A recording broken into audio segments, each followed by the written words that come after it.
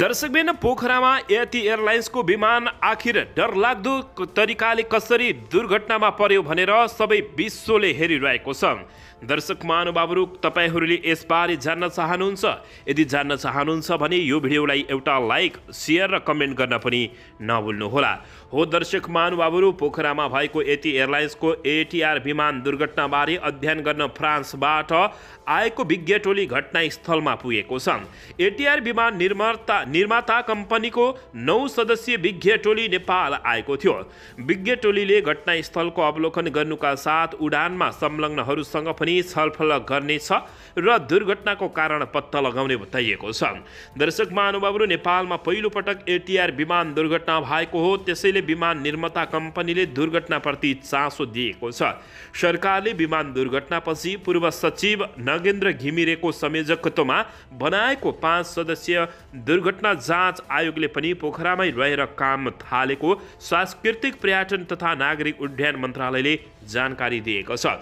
दर्शक महानुभावहरू, जहाजको black बक्सको report आउन ढिलो हुने भएकाले रिपोर्ट कहिलेसम्म आउने भन्न नसकिने उक्त आयोगका एक सदस्यले जानकारी दिएका छन्। दर्शकबिन, भर्खरै जाँच सुरु भएको छ, सबै चिज मिहिन ढङ्गले अध्ययन गर्नुपर्छ, त्यसमाथि सुरुमा ब्ल्याक बक्सको रिपोर्ट नआई केही भन्न सकिँदैन, आयोगका एक सदस्यले भनेका छन्। फाइनल रिपोर्ट आउन अझै केही समय लाग्छ, निश्चित छैन उनले बताउँदै पूर्व सचिव नागेन्द्र घिमिरेको संयोजकत्वमा 5 सदस्यीय दुर्घटना जाँच आयोग गठन भएको थियो। आयोग सदस्यमा हवाई विज्ञका रूपमा नेपाली सेनाका अवकाश प्राप्त उपरथी दीपक प्रसाद बास्तोला र अवकाश प्राप्त क्याप्टेन सुनिल थापा रहेका छन्। आयोगको सदस्यमा हवाई मर्मत विज्ञ एकराज जङ थापा र आयोगको सदस्य सचिवमा सांस्कृतिक पर्यटन तथा नागरिक उड्डयन मन्त्रालयका सहसचिव बुद्धिसागर लामिछाने समेत रहेको जानकारी प्राप्त भएको छ। दर्शकबिन, पोखरामा भएको यति एयरलाइन्सको विमान दुर्घटनाबारे अध्ययन गर्न अन्ततः फ्रान्सबाट आएको विज्ञ टोली पोखरा नै पुगेको हो। टोली दुर्घटनास्थलमा पुगेको छ। विमान निर्माता कम्पनीका तर्फबाट अध्ययनका लागि आएको 9 सदस्यीय विज्ञ टोली घटनास्थल पुगेको बताइएको छ। दर्शक महानुभावहरू, यद्यपि कसैले केही भनेका छन् त कसैले केही भनेर विमान दुर्घटनाको कारण बताएका छन्। एकिङ भने अझै खुल्न नसकेको जानकारी प्राप्त भएको छ। दर्शकबिन, टोलीले घटनास्थलको अवलोकन गर्नुका साथै उडानको प्राविधिक पक्षकामा काम गरिरहेकाहरूसँग छलफल गर्ने तयारी गरेको छ। दुर्घटनाको कारण पत्ता लगाएर टोलीले विमानको प्राविधिक समस्या हो वा मेन्टेनेन्समा ध्यान नदिएर हो भन्ने निक्रेउली समेत निकाल्ने बताइएको छ। दर्शक महानुभावहरू, मेन्टेनेन्समा ध्यान नदिएर भनेर यति बेला सबैले यस्तो बताएका छन्। एटीआर 72 विमान नेपालमा पहिलो पटक दुर्घटना भएको छ। विमान निर्माता कम्पनीले दुर्घटनाप्रति चासो राख्दै आफै अनुसन्धान थालेको छ।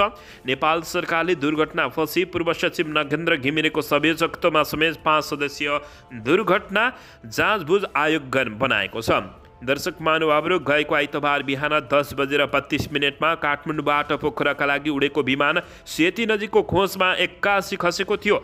विमानमा 72 जना सवार थिए भने सबैको मृत्यु भएको हो। दर्शकबिन, यसैबीच आउनुहोस् अर्को समाचारतर्फ लागौँ। नेकपा एमालेका सांसद देवराज घिमिरेले प्रतिनिधि सभाको सभामुखमा उम्मेदवारी दर्ता गरेका छन्।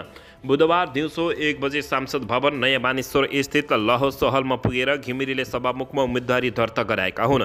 घिमिरेको प्रस्तावकमा नेकपा एमालेका सांसद सुभाष चन्द्र नेमाङ छन् भने समर्थकमा नेकपा माओवादी केन्द्रका प्रमुख सचेतक हितराज पाण्डे रहेका छन्। उपप्रधान तथा गृहमन्त्री रवि लामिछाने र उपप्रधान तथा ऊर्जा मन्त्री राजेन्द्र लिङदेल रहेका छन्। यसअघि बुधबार बिहान नेकपा एमाले घिमिरेलाई सभामुखको उम्मेदवारी बनाउने निर्णय गरेको थियो। सत्तारूढ दल गठबन्धनका दलहरूबीच सभामुख नेकपा एमाले र उपसभामुख राष्ट्रिय स्वतन्त्र पार्टीले पाउने सहमति भएको छ। को हुन् घिमिरे भनेर यति बेला सबैले चासोको साथ हेरेका छन्। घिमिरे 2056 सालमा राष्ट्रिय सभा सदस्यमा निर्वाचित भएका थिए। मङ्सिर 4 मा भएको निर्वाचनमा स्वतन्त्र उम्मेद्वार भद्रप्रसाद नेपालीलाई पराजित गर्दै घिमिरे प्रतिनिधि सभा सदस्य निर्वाचित रहेका छन्। दर्शकबिन, झापाको अर्जुनधारा 6 घिमिरेले स्वतन्त्र उम्मेदवार नेपाललाई 2261 मतान्तरले पराजित गरेका थिए। घिमिरेले 28761 मत प्राप्त गरेका थिए गर्दा नेपालले 26455 मत गरेका हुन्। दर्शकबिन, 2013 जेठ 13 मा ताप्लेजुङ कलौची 3 मा जन्मिएका घिमिरे 2031 को झापा विद्रोहपछि राजनीतिमा लागेका हुन्। एमालेका स्थायी कमिटी सदस्य तथा प्रदेश नम्बर 1 इन्चार्ज घिमिरे त्यसअघि 2075 मा तत्कालीन नेकपाको प्रदेश 1 को अध्यक्ष समेत रहेका हुन्।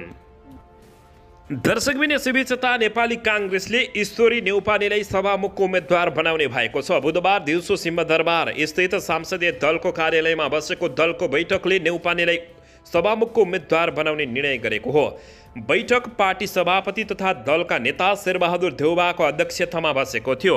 दर्शकबिन बुधबार बिहान सभापति शेरबहादुर देउबाले आफ्नो निवासमा पदाधिकारी र पूर्व पदाधिकारी बैठक राखेर सभामुख निर्वाचनबारे छलफल गराएका थिए।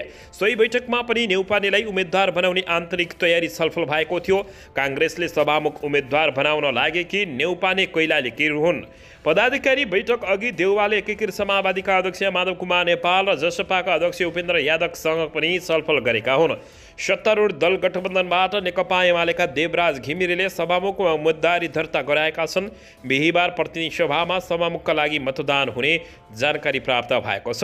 दर्शक महानुभावहरू यसैबीच यता प्रधानमन्त्री प्रचण्ड धर्म सङ्कटमा परेका छन्। प्रधानमन्त्री प्रचण्डले राष्ट्रपतिमा काङ्ग्रेसलाई दिने या सभामुखमा नेकपा एमाले काङ्ग्रेसलाई कसलाई दिने भन्नेमा अन्यल रहेको समेत कतिपयले बताइएको छ। दर्शकबिन यसैबीच प्रधानमन्त्री पुष्पकमल दाहाल प्रचण्डसँगको छलफलपछि सभापति शेरबहादुर देउबा काङ्ग्रेस संसदीय दलको बैठकमा सहभागी भएको बताइएको छ। आज प्रतिनिधि सभाको सभामुख निर्वाचनका लागि उम्मेदवारी मनोनयन गर्न कार्यतालिका रहेको र काङ्ग्रेस र प्रधानमन्त्री प्रचण्डको ग्रिन सिग्नल नपाउँदा बिहानदेखि अलमलमा परेको थियो। अहिले सभापति देउबालाई प्रधानमन्त्री प्रचण्डको फोन आएपछि सभामुख उम्मेद्वारका विषयमा ठोस निर्णय गर्न काङ्ग्रेस संसदीय दलको बैठक बसेको भए तापनि दर्शक महानुभावहरू काङ्ग्रेसले उठाइसकेको छ। काङ्ग्रेसले सभामुखको उम्मेद्वारको बारेमा छलफल गर्न बिहान पदाधिकारी बैठक डाकेको थियो भने त्यसअघि सभापति शेरबहादुर देउबाले एकीकृत समाजवादी पार्टीका अध्यक्ष माधव कुमार नेपाल उपेन्द्र यादवसँग छलफल गरेका छन्। सभामुख मनोनयनको समय सीमा आज अपराह्न 4 बजे सकिँदैछ। यसअघि नेकपा एमाले सत्तारूढ दल गठबन्धनबाट देवराज घिमिरेलाई आफ्नो उम्मेद्वारको रूपमा अगाडि सारेको छ। दर्शक महानुभावहरू नेपालमा यति बेला निकै तगडा रूपले नेपालको राजनीतिक अगाडि बढिरहेको छ। प्रचण्डसँग जनमत पार्टीका अध्यक्ष सीके राउतले शर्त राखेका छन् कि रोजेको मन्त्रालय चाहियो कि त 2वटा दिनुहोस् भनेर बताएका छन्। खानेपानी मन्त्रीका रूपमा जिम्मेवारी तोकिएका जनमत पार्टीका उपाध्यक्ष अब्दुल खालले प्रधानमन्त्री पुष्पकमल दाहाल प्रचण्डसँग भेट गरेर असन्तुष्ट जाहेर गरेका छन्। दर्शकबिन सुरुमा उद्योग वाणिज्य तथा आपूर्ति मन्त्रालय दिने सहमति भए पनि अन्तिममा धोका दिएको बताइएको छ। दर्शकबिन यसैबीच यता पैसाको अभावमा उपचार नपाएर ज्यान गुमाउनु पर्ने अवस्थाको अन्त्य गर्न चाहने डाक्टर तोसीमा कार्कीले अभिव्यक्ति दिएकी छिन्। नवनियुक्त स्वास्थ्य राज्यमन्त्री डाक्टर तोसीमा कार्कीले पैसाको अभावमा उपचार नपाएर कसैले ज्यान गुमाउनु पर्ने अवस्था आउन नदिने बताएकी छिन्। संविधानले परिकल्पना गरेको मौलिक हकलाई वास्तविक रूपमा कार्यान्वयनमा ल्याउने प्रतिबद्धता उनले जनाएकी छिन्। रामसाय पथ स्थित मन्त्रालयमा मङ्गलबार कार्यभार सम्हाल्दै राज्यमन्त्री कार्कीले सरकारी अस्पतालको न्यूनतम सेवा मापदण्ड बनाएर कार्यान्वयनमा ल्याउने बताएकी छिन्। हामीले भर्खरै देश जनता र ईश्वरको नाममा शपथ खाएका छौँ उनले भनिन्। पैसाको अभावले उपचार नपाएर ज्यान गुमाउनु पर्ने अवस्थालाई निवारण गर्न चाहने स्वास्थ्य मन्त्रीले बताएकी हुन्। मन्त्री कार्कीले हिजो 2वटा निर्णयमा हस्ताक्षर गरेको बताइएको छ। आँखा उपचार सेवालाई विकेन्द्रीकरण गर्ने पहिलो निर्णय गरेका छौँ कार्कीले भनिन्। दोस्रोमा न्यूनतम सेवा मापदण्ड आधारभूत स्वास्थ्य चौकी जिल्ला र क्षेत्रीय अस्पतालमा हुनुपर्ने मापदण्ड के हुन् त्यो सेट गरेर कार्यान्वयन गर्ने भन्ने भएको उनले बताएका छन्। नेकपा एमालेका पदम गिरीले सम्हालेको स्वास्थ्य राज्य मन्त्रालयमा पेसाले चिकित्सक रहेकी कार्की राज्य मन्त्री बनेकी हुन्। दर्शकबिन यसैबीच यता नवनियुक्त उपप्रधान एवं ऊर्जा जलस्रोत तथा सिँचाइ मन्त्री राजेन्द्र लिङदेनले 5 वर्षे रणनीतिक योजना बनाएर काम गर्ने बताएका छन्। मङ्गलबार पदभार गर्दै राजेन्द्र लिङदेनले मुलुकको आवश्यकता र प्राथमिकताको आधारमा मन्त्रालयको कार्य सम्पादन गर्ने 5 वर्षे रणनीति योजना बनाएर काम गर्ने पहिलो निर्णय भएको बताएका छन्। जसका लागि 3 सदस्यीय कार्यदल बनाउने उनले बताएका छन्। मन्त्रालयकै सहसचिवको नेतृत्वमा गठन हुने कार्यदलले मन्त्रालयको आवश्यकता र प्राथमिकताहरू निर्धारण गर्न र 5 वर्षे एउटा रणनीतिक योजना बनाउने उनले बताएका छन्। आफूले जिम्मेवारी लिएको मन्त्रालयको काम चुनौतीपूर्ण रहे पनि त्यसलाई अवसरमा बदल्ने राजेन्द्र लिङदेलले बताएका हुन्। यसैबीच उनले भने सबै मन्त्रालयहरूको आफ्नो ठाउँमा महत्त्व हुने भन्दै उनले नेपाल जस्तो देशको लागि ऊर्जा मन्त्रालयको जिम्मेवारी पाउनु आफ्नो लागि एउटा महत्त्वपूर्ण अवसर भएको राजेन्द्र लिङदेलले बताएका छन्। भन्नेहरूले सरकारमा गयो कि बिग्रिहाल्छ, जानै हुँदैन है। राजेन्द्र लिङदेल जस्ता मानिसहरू भन्थे नेपालको सन्दर्भमा सरकारमा जानु मन्त्री हुनु भनेको नै चुनौतीपूर्ण जस्तो ठानिन्छ, किनकि त्यहाँ गएपछि मान्छे बिग्रिन्छ नै भनेर नबिग्रिने मानिसहरू पनि त्यहाँ जानुहुन्न भन्ने मेरो शुभेच्छकहरूले बिहानसम्म पनि सुझाव दिइरहनु भएको थियो, राजेन्द्र लिङदेलले बताएका छन्। यो चुनौती छ, तर म यसलाई अवसरमा परिणत गर्न चाहन्छु। मलाई विश्वास छ राजेन्द्र लिङदेलले जित आफ्नै हुने पक्का गरेका छन्।